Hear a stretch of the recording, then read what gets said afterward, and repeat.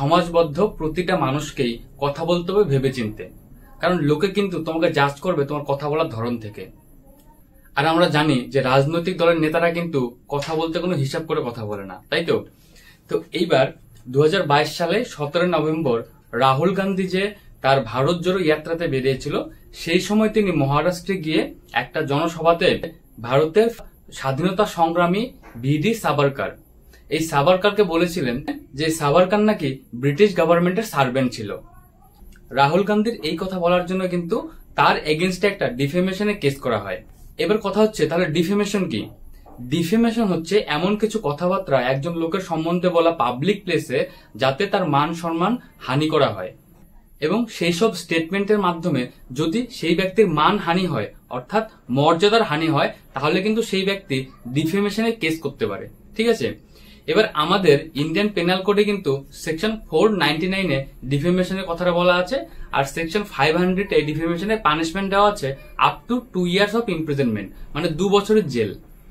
আমাদের নতুন ক্রিমিনাল ল ভারতীয় ন্যায় সংহিতার সেকশন 354 এ এই ডিফেমেশন সম্পর্কে আলোচনা আছে। ঠিক আছে, তো এখানে আমরা একটু দেখে নিলাম যে ডিফেমেশনের কি পানিশমেন্ট এবং ডিফেমেশন কোথায় ডিফাইন করা আছে। এইবার কথা হচ্ছে এই পার্টিকুলার কেসটাতে কি হলো।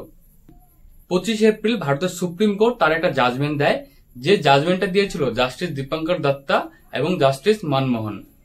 এই দুজন জাস্টিসের বেঞ্চ একটা অর্ডার করে এবং এই জাস্টিসরা রাহুল গান্ধীর যে ডিফেমেশন কেস সেই কেসে শুনবাই করে। জাস্টিস দীপঙ্কর দত্ত রাহুল গান্ধীকে বলেছেন যে তিনি যেন ফার্দার ইন ফিউচার এই সমস্ত স্টেটমেন্ট না করে। তিনি আরো বলেছেন যে আমাদের ভারতের প্রতিটি স্বাধীনতা সংগ্রামীদের প্রতি সম্মান প্রদর্শন করতে হবে। রাহুল গান্ধী আবার যদি এই ধরনের কোন ডিফেমেশনের স্টেটমেন্ট দেয়, তাহলে কিন্তু সুপ্রিম কোর্ট সুওমোটো অ্যাকশন নেবে রাহুল গান্ধীর উপর। এবার সুওমোটো অ্যাকশন কি? আমাদের ভারতের সুপ্রিম কোর্টের সুওমোটো অর্থাৎ নিজের থেকে অ্যাকশন নেওয়ার কিন্তু অধিকার আছে। To protect the public interest, the Supreme Court has the power to file a case on suo motu পাওয়ার।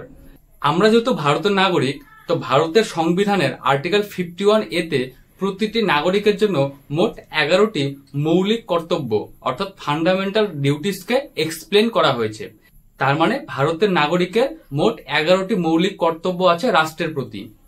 এই আর্টিকেলের ক্লজ বি তে বলা হয়েছে to cherish and follow the noble ideals which inspired our national struggle for freedom.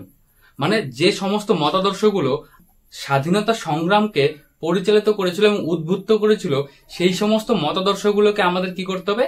Cherish করতে হবে এবং follow করতে হবে। এই ভিডি সাভারকার কিন্তু একজন অন্যতম স্বাধীনতা সংগ্রামী ছিলেন, তো তার যে মতাদর্শ, সেই মতাদর্শগুলোকে আমাদের কি করতে হবে? চেরিশ করতে হবে এবং ফলো করতে হবে। কিন্তু রাহুল গান্ধী এই ভিডি সাভারকারকে বলেছিলেন যে তিনি নাকি একজন ব্রিটিশ সরকারের চাকর ছিলেন, সার্ভেন্ট। তো এই কথাটা কিন্তু তার মতাদর্শ এবং তাকে কিন্তু অসম্মান জানানো হয়। সেই জন্য কিন্তু তার এগেনস্টে ডিফেমেশনের ক্রিমিনাল চার্জেস আনা হয়েছিল। সুপ্রিম কোর্ট 25 এপ্রিল তার জাজমেন্টে বলেছেন এবং অর্ডার করেছেন এই ডিফেমেশন নিয়ে অন্যান্য কোর্টে যে মামলাগুলো চলছে সেই সবগুলি মামলাতে স্টে অর্থাৎ স্থগিতাদেশ দিয়েছেন, এবং তিনি রাহুল গান্ধীকে ওয়ার্ন করেছেন যে রাহুল গান্ধী যেন ইন ফিউচার এই ধরনের কোনো ডিফেমেটরি স্টেটমেন্ট না দেয়। এর সঙ্গে সুপ্রিম কোর্ট এই কথা বলেছেন যে রাহুল গান্ধী হচ্ছে একজন অপোজিশন পলিটিক্যাল পার্টির একজন লিডার, তো তার পক্ষে এই কাজটা শোভা দেয় না যে তিনি ভারতের স্বাধীনতা সংগ্রামীদের মতাদর্শকে নিয়ে এই ধরনের কুরুচিকর মন্তব্য করবে। So thank you for watching this video.